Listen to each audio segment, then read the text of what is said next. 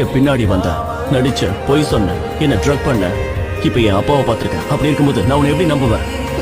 நான் ஒன்னும் உங்களுக்கு ஏமாத்தல.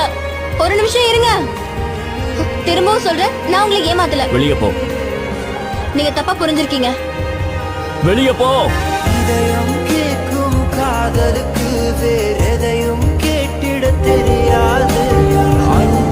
உன்ன மாதிரி ஒரு பொண்ணு நான் என்னைக்குமே விரும்ப மாட்டேன். சந்தேகம் தாங்கிட முடியாது. மேடும் பள்ளம் இல்லாமல் ஒரு பாதை இங்கு கிடையாது.